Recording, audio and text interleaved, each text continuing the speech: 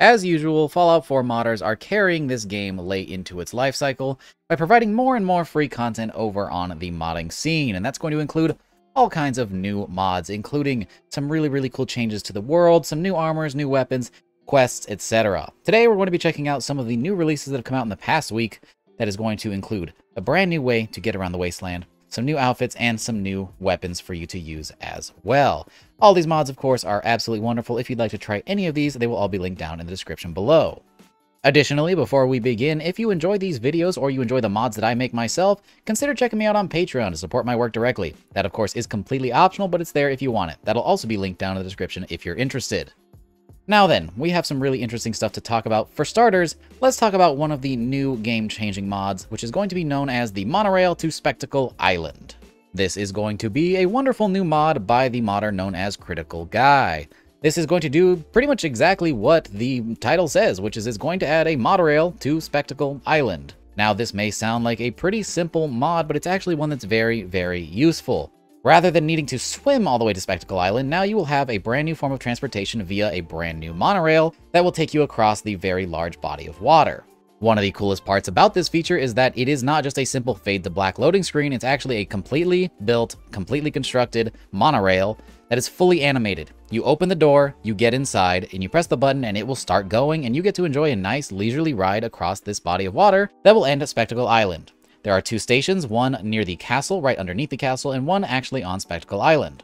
Both of which are going to have buttons for you to open the door, and then of course levers on either side of the monorail to get it going in that direction. So it's not just a fade to black, like I said, it's an actual interactable object, which is super cool and makes this mod even better. Now, the reason this mod is important is because of one thing in particular, and that is survival mode. If you've ever played in survival mode, you know that you do not have access to fast travel.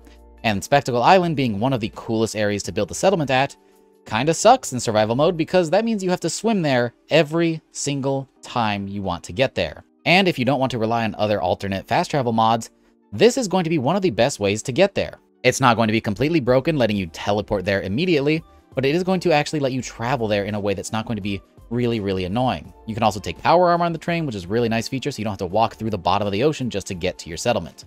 This mod is very simple, but somehow it is absolutely excellent, and it's something I'm going to be keeping in my load order, especially for survival playthroughs. I used to avoid building at Spectacle Island, but now I can absolutely do it.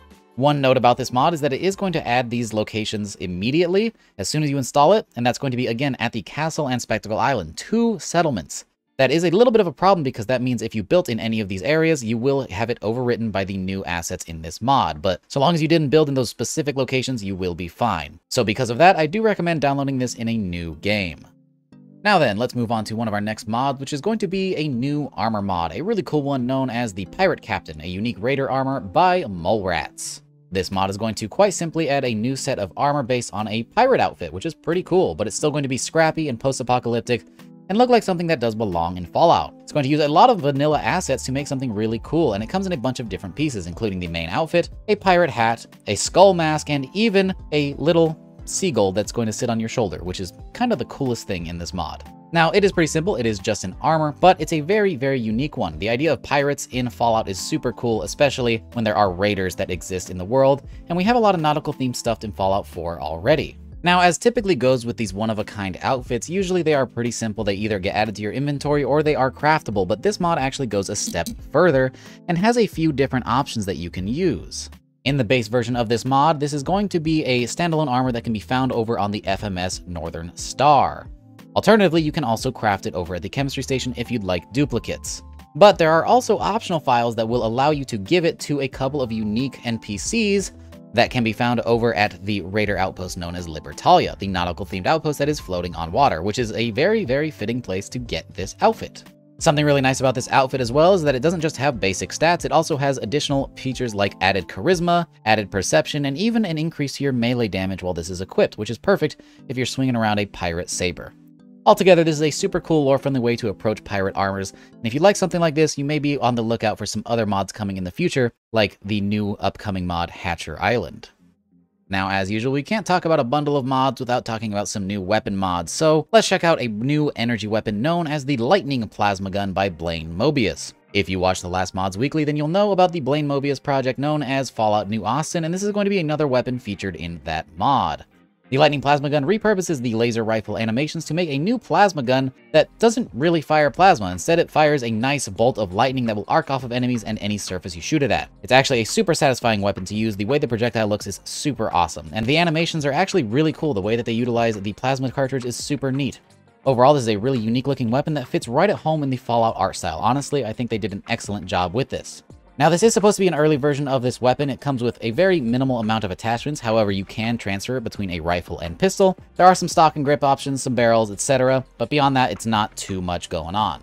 That being said, it is pretty dang competent in combat. I had no problem dropping assaultrons and other high-level enemies. It's actually pretty good. It's a really, really nice way to get a nice energy weapon that is perfect for the mid to late game. Despite being in a pretty early state, this weapon is added to the level list. You can find it on Gunners, and you can purchase it from shops. Alternatively, you can also spawn it in the traditional way by picking it up through the console. If you're a fan of energy weapons and the lore-friendly aesthetic, this is definitely a must-try, something to pick up if you want to shoot lightning at enemies and have a really easy time chewing through large groups as it arcs from one enemy to the next. It's a really cool weapon, very, very unique, and a nice compact way to enjoy a lightning-based weapon aside from the Automatron Tesla rifle. Now, the next mod we have is pretty weird because it's known as the Crusader pistol by Donsky62, a remake of the Crusader pistol from Fallout 76. Now, why I say that's weird is because we've actually been getting a lot of these lately, which is pretty funny. We had one by Alexrator, and I did do a 12.7 recently as well, which is pretty similar. They are based on a sort of similar design. Now, this is going to be a really true-to-form recreation of the Fallout 76 Crusader pistol, including new animations, a bunch of new attachments, and a bunch of ways to recreate some of the original options from Fallout 76. If you're looking for the closest thing to a port from 76 that is still something that Bethesda approves of, this is definitely going to be the way to go. Everything is made completely from scratch, including the new animations, and it all looks super top-notch. You get a ton of cool attachments, including ways to rechamber the weapon to different ammo types, like some energy types, like fusion cells or cryo cells, or bigger calibers like 5.56. Normally, this thing is going to be chambered in 10mm, just like Fallout 76, and it has a really, really cool dark blue Brotherhood of Steel design. If you'd like to get your hands on this weapon, it is luckily added to the level list, and you can find it on the Brotherhood of Steel, on its soldiers and scribes. You can also purchase it from vendors, pick it up from gunner and raider bosses, or you may be able to find it as a legendary weapon drop as well. All of this will start happening after level 25.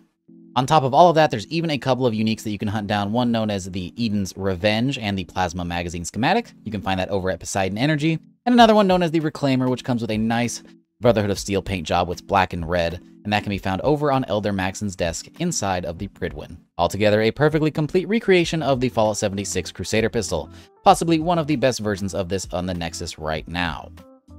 But if you're looking for something a bit heavier, maybe a full-length rifle, you might consider checking out the M1903 Infantry rifle, a Redux by Diakyuto. This is going to add the M1903 from Day of Infamy, a nice ported asset that's going to be completely adjusted to have new animations, a bunch of attachments, and a bunch of reworks thanks to Diakyuto. That's going to include a bunch of new stocks, recolors including a bunch of paint jobs, tons of optics, muzzle devices, pretty much everything you need for a full-length rifle. By default, this thing is available in 308, however, there is a rechamber to 30-06, which is a really cool addition. That's going to be an optional file that does make use of munitions, but if you're not a fan of that, 308 works just fine. This weapon, of course, comes with some custom animations, including a stripper clip reload, which is always really, really cool. Nice retro design instead of your standard magazine-fed option. This thing is added to the level list, so you will be able to find it out in the world. You can find it on the Gunner Sniper class, which is actually a really cool, rare spawn for this weapon. And you can also find it occasionally on the Raiders and Minutemen. You can also purchase it from vendors, and you might even find it on a random boss here or there, all of which will happen at level 15. There is also a unique in this mod that is going to be sold by Arturo, but it won't pop up in his shop until you reach level 22. If you're a fan of retro weapons, this is definitely one that's worth adding into your load order. A really, really cool retro bolt-action rifle that fits right at home in the Fallout sandbox. Especially in 30-06, this adds a nice, heavy late-game bolt-action, which is something that the game desperately needs. Now then, if you enjoyed any of these mods, consider checking them out. Like I said, they will all be linked down in the description below. With that, I hope you guys enjoyed the video. If you did, consider dropping it a like, it really helps out the channel. And consider subscribing if you want to see more content like this. Like I said before, if you'd like to support my work directly, you can do so over on Patreon, which will be linked down below. But of course, that is completely optional. Once again, I hope you guys enjoyed, and I will see you all in the next one. Peace!